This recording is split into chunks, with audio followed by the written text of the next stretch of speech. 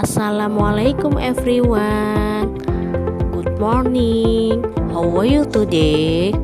Okay, before we start, we say basmalah together and then praying before study. Bismillahirrahmanirrahim. Rabbi zidni ilman warzuqni fahman. Ya Allah, increase me in knowledge. Hari ini kita belajar pada subtema 1 di pembelajaran 4 dan 5. Buka halaman 33, poin ayo belajar. Kegiatan ekonomi juga dipengaruhi keadaan lingkungan. Kegiatan ekonomi dapat dibedakan menjadi 3 jenis kegiatan.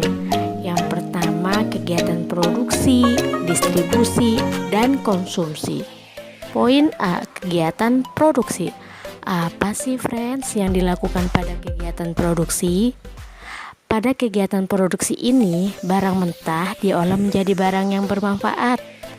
Barang yang telah diolah mempunyai nilai tambah sehingga harganya lebih tinggi. Contohnya nih, seorang tukang jahit bekerja sebagai menjahit pakaian. Ia bekerja menghasilkan beragam pakaian seperti baju dan celana. Artinya, tukang jahit ini melakukan kegiatan produksi atau tukang jahit disebut produsen. Sedangkan produsen adalah orang yang menciptakan barang mentah menjadi barang yang bermanfaat.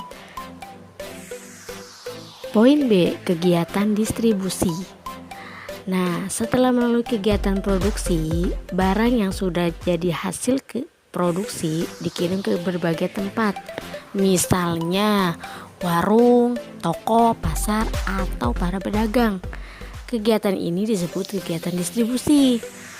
Biasanya pihak yang menyalurkan barang dari produsen kepada orang-orang yang membutuhkan disebut distributor. Adapun contoh dari kegiatan distribusi adalah pengusaha yang memproduksi pakaian, mengirim pakaiannya ke toko-toko untuk dijual.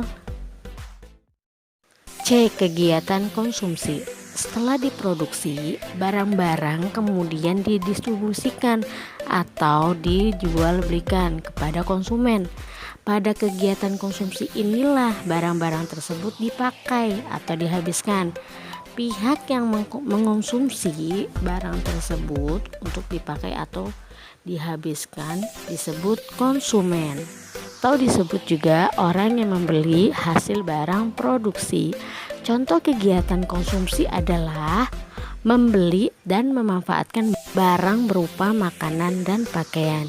Jadi friends, barang-barang yang kita gunakan setiap hari ada yang membuat dan menyalurkannya. Oke, next kita masuk di pembelajaran 5, buka halaman 41. Poin ayo belajar. Untuk mengukur tingkat pemahaman pendengar atau pembaca mengenai isi cerita, kalian dituntut untuk bisa menyebutkan nama-nama tokoh dan sifatnya.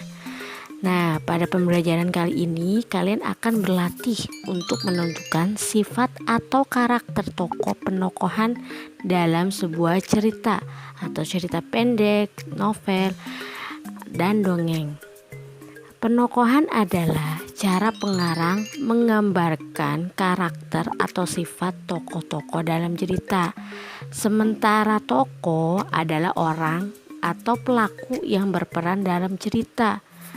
Di dalam suatu cerita ada 2 jenis penokohan friends, yaitu protagonis dan antagonis.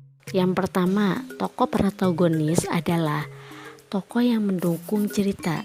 Biasanya ada 1 atau 2 tokoh protagonis utama yang dibantu dalam sebuah cerita tersebut.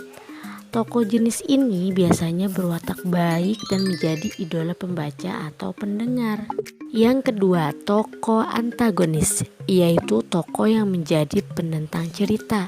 Tokoh jenis ini berwatak berwatak atau berkarakter jahat dan dibenci oleh pembaca atau pendengar.